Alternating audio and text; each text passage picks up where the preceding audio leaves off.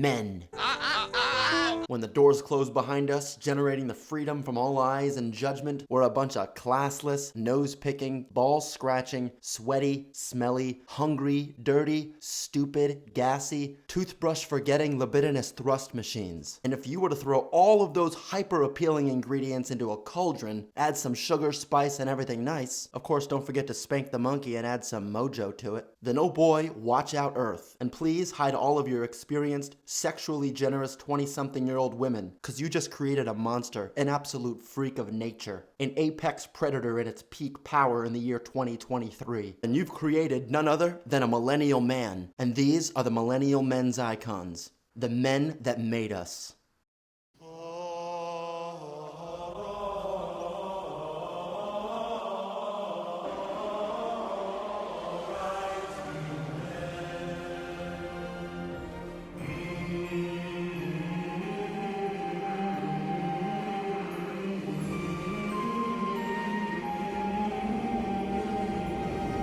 Well, good luck whoever I gave the recipe to, because we're a bunch of video game playing, cheeseburger eating 10-year-olds who only ever let go of our dicks to hold a controller.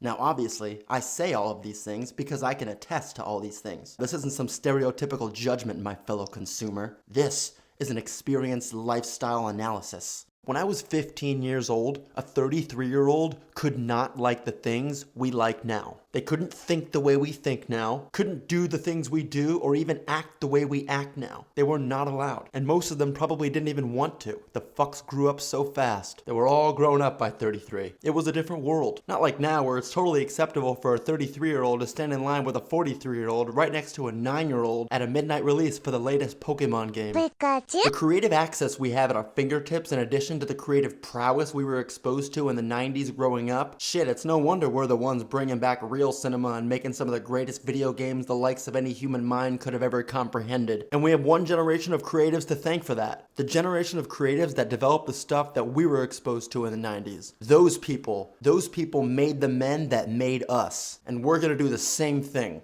Gotta pass down that greatness and creativity, lest it be forgotten, and humanity falls into a deep creative hole of generic redundancy. But that won't happen. Not with the millennials stepping up and leading things now. So gather around now, fellow millennials, cause this one's for you. Now, I'd like to address one thing off the bat here. There seems to have been some sort of confusion from my last video. I fucking love Tom Cruise, no matter his age. I love him more than my left nut, seeing as how it doesn't drop as low as my right one does. And either way, despite the offensive one-liners and witty insults I said in my last video out of sheer immaturity for my own comedic enjoyment, I really do love the guy, and I'm very much looking forward to his next Mission Impossible movies. Both part 1, 2, and however many more he'd like to create. Because I'll tell you what, he helped make me what I am today. I've got a few what I like to call film fathers, and Tom Cruise being one of them. Without him, I may as well stayed in my dad's balls and allowed my sperm brothers to beat me to the egg. Because before the introduction of my film fathers, I was fucking nothing. And this video is meant to highlight the heroes of our childhood, the ones that made us who we are today.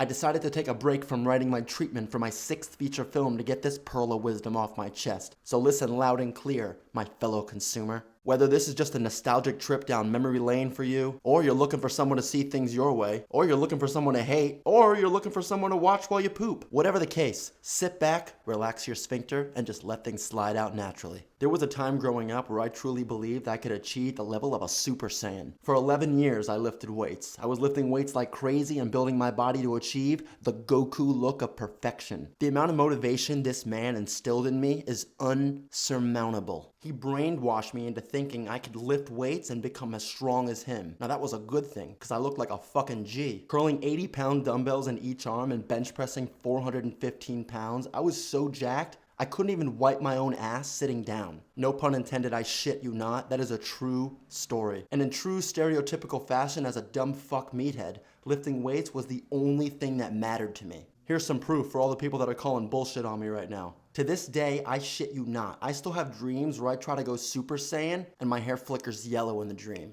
Now, if that's not deeply impactful hope, I don't know what the fuck is. You know how many times as a kid I watched Dragon Ball Z from the Saiyan saga all the way to the end of the Buu saga, thinking GT would start right after it, only for that shit to slap you in the face with a second lap. Or as I like to say, a 90s New Game Plus. That shit would actually have the audacity to go all the way back to the first episode of DBZ. The fucking Saiyan saga. Ugh. I fell for that shit every time as a kid. Goku and Dragon Ball Z were so impactful for me. There was a time where I went through life asking myself, what would Goku do? As this often came up in my mind, fortunately it helped my moral compass from going askew. Jim Carrey, man. Jim Carrey was the guy. He was the bridge that connected me to my love for acting. I can't thank Jim Carrey enough for what he's done for me, and I'm sure he's done so much more for so many other people out there. Man, I wanted to be just like Jim Carrey growing up, making crazy faces, contorting my body, and creating new, wild, iconic, classic characters in every single project I starred in. That was the goal. I would mimic Jim Carrey all the time. My mask impression as a 9-year-old was on point. Ace Ventura was one of the most iconic characters of my entire childhood growing up. The Bumblebee tuna scene still gets me every fucking time, man. I used to impersonate Ace Ventura left and right and just do that scene over and over, walking up to strangers. Bumblebee tuna? Bumblebee tuna. Excuse me. Your balls are showing. Bumblebee tuna. Oh, God, that was my jam. Telling people their balls were showing was my jam. And Jim Carrey, I owe that shit to you, pal. There never has been, there isn't one now, and there never will be anyone like Jim Carrey. As much as shit, I wanted to be like him. And I think that man will always have a special place in everyone's heart. Now, the legend of Eddie Murphy is one of great importance. You pretty much can't get any more classic Hollywood than the Nutty Professor. This man is a pioneer in so many aspects of comedy. I'm sure he was inspired by the great Richard Pryor before him, but Eddie Murphy was one of a kind. I actually did a movie with Eddie Murphy's brother, Charlie, rest in peace. He was kind of an asshole to me, but it was pretty fun being on set with him. So hey, fuck it. They say don't ever meet your heroes, but allow me to be the one to tell you, my fellow consumer, don't ever meet your hero's brother, cause that shit'll sting. Johnny Depp, man, what could I say about him? Johnny Depp is one of the greatest character actors to ever live. I haven't met the guy personally myself, but I'm sure that man creates meaningful connections with every single person he makes. And I can tell you that with confidence because I used to bartend at a mom and pop restaurant in Davie, Florida, and Johnny Depp's 9th grade teacher would come in all the time.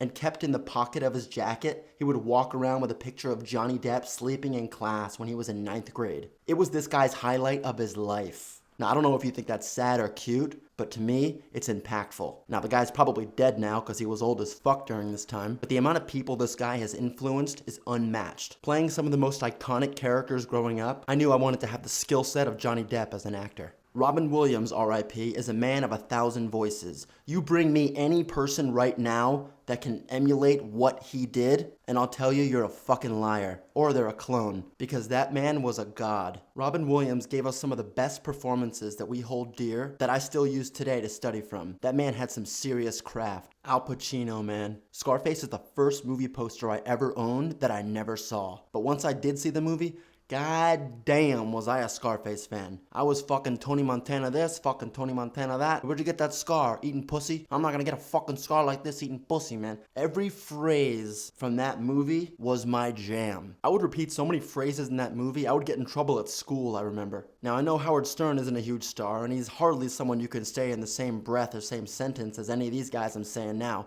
but I will tell you this. Howard Stern did a lot for me growing up. When I was a kid in elementary school, my mom used to take me to school and she would listen to Howard Stern on the radio. And as an extremely moldable, influenceable 9-year-old, I listened and absorbed. And oh man, it was amazing, because I learned some great vocabulary from Howard Stern. Vocabulary to which I put to very good use in school. And of course, got in trouble. But hey, fuck it. So Howard Stern will always have a special place in my heart. I always looked at Howard Stern as the man who spoke his mind and really wasn't afraid to say things. He pushed the limit, which is kind of exactly what we do here in my channel on the Myles High Club. Offending people and making others laugh. Cynicism and criticism, my fellow consumer. You know how many people I turned off on my last video? It's fucking hilarious. If you can't handle the crude humor, quit shitting on the crude toilet. But I gotta say, it really was something special when Mike Myers came around with Austin Powers. Because not only did he take the world by storm with that Austin Powers character, that motherfucker took my life by storm with Austin Powers. Everywhere I fucking went, it was, do I make you horny, baby?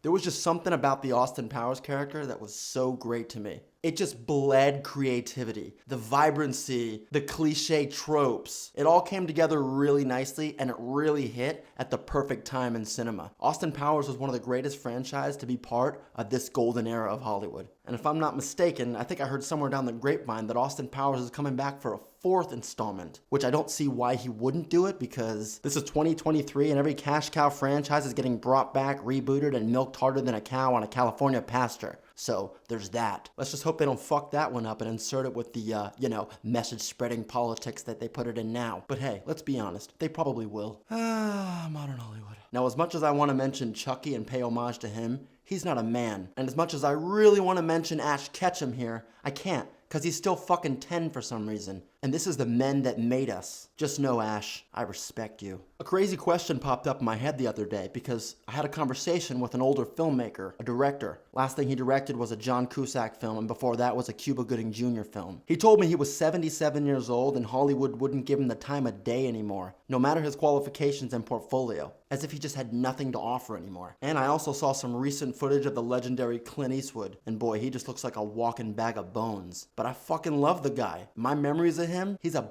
badass dude, but you look at him now and he's a frumpy old chicken tender. That being said, it really got me thinking, is it worth meeting someone you admire so much, even once they've reached a certain age, a sort of enlightened state of mind, and things just kind of matter less to them? Are they the same person that they were when they became your hero? It's almost as if they lose importance in some kind of strange way. Now, I know social media has completely destroyed the mystique of movie stars. I mean, let's be honest here. Movie stars are completely different than how they were before. They're treated differently and they're looked at differently. Is it a similar yet intensified effect with old age? Because I could definitely tell you Clint Eastwood is completely dissolved of any mystique. He will, of course, forever be Clint Eastwood. My point is, we are who we are because of these men. And paying the utmost respect to them and acknowledging the things they've done to pave the way for us is of utmost importance. I feel bad for the later generations that don't have this kind of quality cinema to look back on. They will never see and feel the musky stench of raw dominance that 90s male protagonists gave off over the screen. Not until my fellow filmmakers of our generation press a deep enough everlasting footprint in Hollywood, generating the change in cinema that it sorely needs today, which for that, I am very hopeful. Since, seeing as how I myself am in that fight and I do have some form of control. However, if we are on the topic of the weird part in cinema's history lasting a decade that we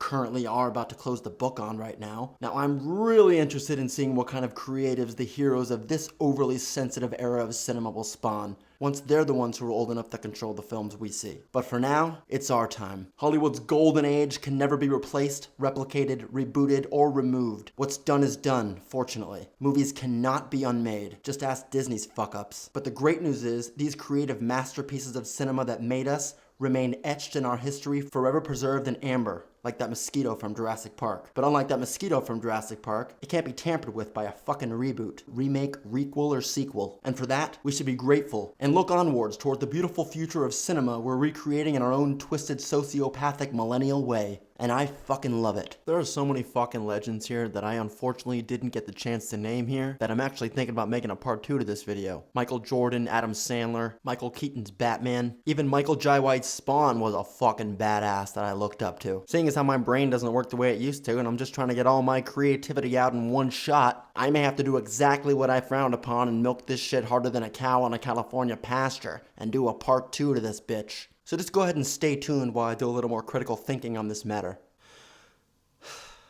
Alright, well the video's over. So, until next time I guess. Bye for now.